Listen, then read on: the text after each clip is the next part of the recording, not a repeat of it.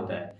तो एनसीईआरटी जो 92 पेज में बताया है कि एनिमल सेल और प्लांट सेल में जो डिफरेंस बताया है, दोनों का डायग्राम बनाया है, तो दोनों का डायग्राम हम लाने का प्रयास करते हैं। तो सबसे पैराग्राफ नंबर मतलब कि पेज का आधा में बनाया है आपका पहले प्लांट सेल का डायग्राम, उसके बाद बनाया एनिमल सेल का डायग्राम। तो सबसे पहले आप देखेंगे यहाँ पर प्लांट एनिमल सेल का डायग्राम देखेंगे। तो एनिमल सेल और प्लांट सेल में जो सबसे पहले वहां दिखाया गया डिफरेंस, वो दिखाया गया सेल मेम्ब्रेन का। देखिएगा, तो एनिमल सेल में जो सबसे पहला दिखाया जाता है अंतर, वो दिखाया जाता है सेल मेम्ब्रेन का। चूंकि प्लांट सेल में पाया जाता है बाहरी स्ट्रक्चर सेल वॉल और एनिमल में होता है सेल मेम्ब्रेन। ठीक है, आप देखिए ऊपर की तरफ यही सेल में क्या होता है, ऊपर की तरफ एक उंगली नुमा रहता है स्ट्रक्चर ऊपर की तरफ। देखिएगा, तो इस उंगली नुमा रचना का नाम होता है विलाई। चूंकि छोटे छोटे होते हैं तो इनका नाम पड़ता है माइक्रोविलाई। क्या पड़ता है? माइक्रोविलाई। ठीक है दोस्तों, अब देखिए, तो ये पहला चित्र क्या हो गया, सेल मेम्ब्रेन, दूसरा क्या हो गया, माइक्रोविलाई। अब देखिएगा, चूंकि एनिमल सेल यूकैरियोटिक सेल है, तो एनिमल सेल में क्या होता है कि एक यहाँ पाया जाता है केंद्रक। तो यहाँ दिखाया गया कि ये क्या है, केंद्रक, और केंद्रक के अंदर एक छोटा सा पाया जाता है और यहाँ पर छिद्र पाया जाता है, और इसका नाम दिया जाता है न्यूक्लियोलस। मतलब न्यूक्लियस के अंदर एक और ऑर्गन है जिसका नाम होता है न्यूक्लियोलस। अब देखिएगा, न्यूक्लियस के कवर का नाम हो जाता है न्यूक्लियस मेम्ब्रेन, और न्यूक्लियस के द्रव का नाम होता है न्यूक्लियोप्लाज्मा। ठीक है जी, आप देखिएगा, न्यूक्लियस के ऊपर छोटे छोटे छोटे छोटे नलिकार पाए जाते हैं स्ट्रक्चर। इस नलिकार स्ट्रक्चर का नाम होता है, इस नलिकार स्ट्रक्चर का नाम होता है ईआर, इंडोप्लाज्मिक रेटिकुलम। अब देखिए, जिस ईआर पर राइबोसोम का कोण लगा होगा उस ईआर का नाम होता है रफ ईआर, और जिस पर राइबोसोम का कोण नहीं लगा होगा उसको बोलेंगे स्मूथ ईआर। ठीक है, अब देखिएगा,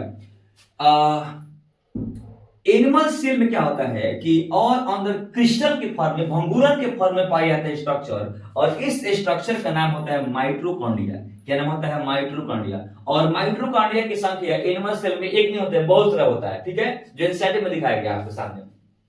अब देखिएगा, एनिमल सेल में एक और पाया जाता है स्ट्रक्चर, इसमें बहुत सारे हाइड्रोलाइटिक एंजाइम पाए जाते हैं, और इस स्ट्रक्चर का नाम होता है लाइसोसोम। क्या होता है जी? लाइसोसोम। अब देखिएगा, एनिमल सेल में एक डंबल शेप का आकार, देखिएगा डंबल शेप का आकार है, इस डंबल शेप का आकार का नाम होता है गोल्गी बॉडी। क्या होता है जी? Golgi body.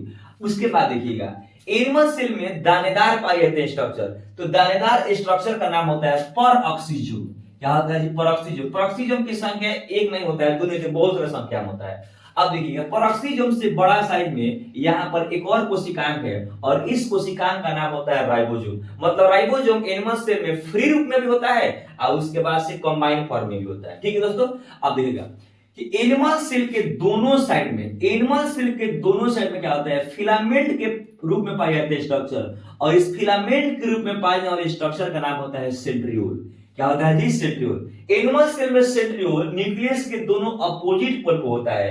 सर किस लिए होता है? तो जब न्यूक्लियस के दोनों तरफ खींचेगा ना, तो न्यूक्लियस जब फटेगा तो साइटोप्लाज्म फटेगा, और इस तरह से क्या होगा, सेल डिवाइड हो जाएगा। तो सेल के विभाजन के लिए एनिमल सेल में क्या होता है, सेंट्रियोल होता है, जो सेंट्रियोल दोनों तरफ से न्यूक्लियस को खींचता है। आप देखिएगा, तो ये आपने देख लिया कि अब देखिएगा, सेल के अंदर जो द्रव है, इस द्रव का नाम होता है साइटोप्लाज्मा, या इसी को हम लोग बोलते हैं प्लाज्मा मेम्ब्रेन। तो इसी का नाम होता है साइटोप्लाज्मा कहिए तो, या इसी का नाम होता है प्लाज्मा मेम्ब्रेन होता है। ठीक है दोस्तों, तो ये रहा ओवरव्यू एनिमल सेल का। अब हम देखेंगे प्लांट सेल का। तो आपने देखा एनिमल सेल में बाहर क्या है, सेल मेम्ब्रेन, उसके ऊपर क्या है, माइक्रोविलाई, उसके ऊपर क्या है, अच्छा उसके अंदर क्या है, राइबोसोम, उसका सबसे अंदर क्या है, न्यूक्लियस, न्यूक्लियस के अंदर एक और पार्ट क्या है, न्यूक्लियस, न्यूक्लियस के आसपास क्या है, ईआर, ईआर पर राइबोसोम लगा है, उसके बाद से माइटोकॉन्ड्रिया है, उसके बाद से ईआर है, उसके बाद से गोल्गी बॉडी है, उसके बाद से परऑक्सीजोम है, और दोनों साइड किनारे पर आपका है सेंट्रियोल। सेंट्रियोल सेंट्रियोल अच्छा, तो ये सेंट्रियोल सेल को डिवाइड करता है, और सेल मेम्ब्रेन ऊपर की तरफ से बनाता है ऑंगुलिन स्ट्रक्चर, और इसको बोलते हैं माइक्रोविलाई। तो अगर आपको वीडियो पसंद आ रहा है तो इस डायग्राम को एक बार आप स्केच कर लीजिए, स्क्रीनशॉट लेते आपको आसानी से समझ में। अब हम देखेंगे आपका प्लांट सेल। एनिमल सेल जो वही 92 पेज नंबर पर दिया है आपका कि एनिमल सेल और प्लांट सेल दोनों का डायग्राम बनाया है। तो अब देखते हैं कि यहाँ पर हम लोग देख लिया, अभी आप एनिमल सेल में माइक्रोविलाई था। अब देखते हैं प्लांट सेल, पादप कोशिका में क्या क्या मतलब इसमें डिफरेंस है और क्या क्या है। तो देखिएगा, प्लांट सेल देखने वाले हैं, इसको बोलते हैं पादप कोशिका बोलते हैं, पादप कोशिका बोलते हैं। ठीक है जी, अब देखिएगा, तो प्लांट सेल का सबसे बड़ा खासियत क्या है ये समझिएगा। तो मैंने पहले बताया था कि एनिमल सेल में सेल वॉल नहीं होता है और प्लांट सेल में होता है सेल वॉल। देखिएगा, तो एनिमल सेल में सबसे पहले देखिए स्ट्रक्चर यहाँ पर है सेल वॉल, जिसका हिंदी होता है कोशिका भित्ति। यहाँ पर क्या है, सेल वॉल है, ठीक है। अब देखिएगा सेल वॉल के बाद देखिएगा अंदर यहाँ पर जो दिख रहा है स्ट्रक्चर, इसको हम लोग बोलते हैं सेल मेम्ब्रेन बोलते हैं। इसको हम लोग क्या बोलते हैं जी, सेल मेम्ब्रेन बोलते हैं। हिंदी में इसका होता है कोशिका झिल्ली बोलते हैं। अब ये देखिए सबसे इंपॉर्टेंट बात जो बता रहे हैं, जो एनसीईआरटी इसको कह रही है बड़ा तरीके से, कि जहां पर सेल वॉल रहता है ना ऑप्शन, देखिएगा जहां पर सेल वॉल, यहाँ देखिए यहाँ पर सेल वॉल ऑप्शन है, तो जहां पर सेल वॉल ऑप्शन रहता है इसको बोलते हैं प्लाज्मोडर्माटा। इसको बोलते हैं प्लाज्मोडर्माटा। तो ये तो प्लाज्मोडर्माटा का मतलब होता है, देखिएगा ये स्पेशल पाया जाता है प्लांट सेल में, ना किसी फंजाई सेल में होता है, ना बैक्टीरिया सेल में होता है, एनिमल सेल में होता है। ये स्पेशल पाया जाता है प्लांट सेल में। तो जहां पर सेल वॉल ऑप्शन रहता है, मतलब नहीं रह पाया जाता है, वहां पर दोनों को जोड़ने के लिए प्लाज्मोडर्माटा पाया जाता है। अब देखिएगा animal cell, sorry plant cell में सबसे बड़ा अगर कोई कहेगा कोशिकांग का नाम बताइए, तो प्लांट सेल में सबसे बड़ा कोई कोशिकांग होता है तो इसको हम लोग बोलते हैं वैक्यूल। इसको बोलते हैं रसधानी बोलते हैं। इसको हम लोग बोलते हैं रसधानी बोलते हैं। तो प्लांट सेल का सबसे बड़ा कोई कोशिकांग है तो वो होता है वैक्यूल, और एनिमल सेल में होता है आपका केंद्रक, ठीक है। अब देखिए, तो अब यहाँ पर देखिए, इसके अलावा यहाँ पर इसका देखिए वही देखिए आपका यहाँ पर गोल्गी बॉडी है। ये क्या है, ये आपका गोल्गी बॉडी है, जो देख रहे हैं डम्बल शेप का स्ट्रक्चर आपको दिखाई दे रहा है, तो ये आपका गोल्गी बॉडी हो गया। अब यहाँ पर इसका क्या है, माइटोकॉन्ड्रिया हो जाएगा। ये आपका माइटोकॉन्ड्रिया है। तो यहाँ देखिए सेम टू सेम ये सारे का सारा मतलब कि एनिमल सेल की तरह है, लेकिन ध्यान दीजिएगा प्लांट सेल में देखिएगा दो स्ट्रक्चर पाया जाता है, पहला प्लाज्मोडर्माटा, फिर वैक्यूल। उसके बाद सबसे बड़ा अंतर होता है कि प्लांट सेल में एक और देखिए यहाँ पर हरा कलर का होता है स्ट्रक्चर, हरा कलर का, इसको हम लोग बोलते हैं क्लोरोप्लास्ट। ये स्पेशल केवल मतलब कि प्लांट सेल में होता है, लेकिन कुछ ऐसे जो ग्रीन अलगी है, हरे सवाल है, तो ग्रीन अलगी में भी क्लोरोप्लास्ट पाया जाता है, ठीक है।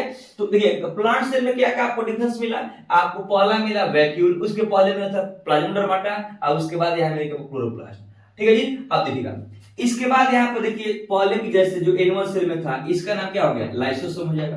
ये क्या हो गया, लाइसोसोम हो जाएगा, ठीक है। अब देखिएगा लाइसोसोम के बाद से यहाँ पर देखिए लाइसोसोम हो गया, ये आपका क्या हो जाएगा, राइबोसोम हो जाएगा। ये क्या हो जाएगा, राइबोसोम हो जाएगा, ठीक है। अब देखिए उसके बाद देखिएगा यहाँ पर पाया जाता है, यहाँ पर इसका नाम होता है सेंट्रियोल। ये क्या हो गया, सेंट्रियोल, इसको हम नाम देते हैं। तो ये देखिए ये सेम टू सेम एनिमल के सेल की तरह बात होता है, ठीक है। अब यहाँ पर देखिएगा, यहाँ पर एक और ऑर्गेनेल छूट रहा है, इसको बोलते हैं माइक्रोट्यूब्यूल। इसको बोलते हैं हम लोग माइक्रोट्यूब्यूल से आप इसका नाम होता है, ठीक है। अब देखिएगा तो यहाँ पर देखिए इस स्ट्रक्चर का हम नाम बता रहे हैं। ये वाला आपका हो गया, मान लीजिए कि हमने कहा इसका नाम देते हैं, ये आपका केंद्रक हो गया, इसको हम लोग बोलते हैं न्यूक्लियस, इसको बोलते हैं, ठीक है। अब देखिए न्यूक्लियस के देखिए सबसे एक और बात देखिएगा, न्यूक्लियस के अंदर देखिएगा यहाँ पर एक और कोशिकांग है जिसको हम लोग बोलते हैं न्यूक्लियोलस। इसको हम लोग बोलते हैं न्यूक्लियोलस बोलते हैं इसको। न्यूक्लियस के अंदर एक और कोशिकांग है, इसको बोलते हैं न्यूक्लियोलस, ठीक है।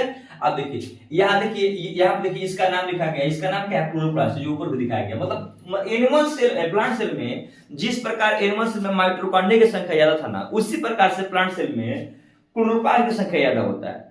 अब देखिएगा तो यहाँ पर न्यूक्लियस के आसपास भी यहाँ पर देखिए कुछ कोशिकांग बचे हुए हैं, तो इस कोशिकांग का नाम दिया जाता है ईआर। क्या बोलते हैं जी, ईआर। जिस ईआर पर, इसका नाम होता है एंडोप्लाज्मिक रेटिकुलम, जिस ईआर पर राइबोसोम का कण होगा तो इसको हम लोग बोलेंगे रफ ईआर, और जिस पर राइबोसोम का कण रहेगा उसको बोलेंगे स्मूथ ईआर, ठीक है। अब देखिएगा चूंकि सेल है तो सेल का अंदर साइटोप्लाज्मा भी होगा, तो सेल का अंदर जो साइटोप्लाज्मा होता है इसको हम देखिएगा, तो ये आपका सेल का साइटोप्लाज्मा हो गया। किसी बुक में इसी का नाम होता है साइटोप्लाज्मा, ठीक है, इसी का नाम होता है प्रोटोप्लाज्मा। तो ये आपने देखा कि प्लांट सेल में, तो प्लांट सेल में वाला आपको क्या मिला, तो पहला आपको मिला प्लाज्मोडर्माटा मिला, उसके बाद से वैक्यूल मिला, उसके बाद से आपको दिखाई दिया क्लोरोप्लास्ट क्या होता है। तो ये प्लांट सेल का खासियत होता है, इसके बारे में सुनेंगे। अब अगले वीडियो में हम दिखाएंगे आपको कि प्लांट सेल और एनिमल सेल में अंतर क्या है। तो अभी आप यहाँ केवल क्या दिखे हैं कि प्लांट सेल और एनिमल सेल को डायग्राम दिए हैं। अगर आपको ज्यादा बेहतर समझ में आ रहा है तो मेरे चैनल को सब्सक्राइब कीजिए, शेयर कीजिए, लेकिन अभी तक के लिए आप पहले इसको फोटो खींच लीजिए ताकि आपको बनाने में कोई दिक्कत ना हो।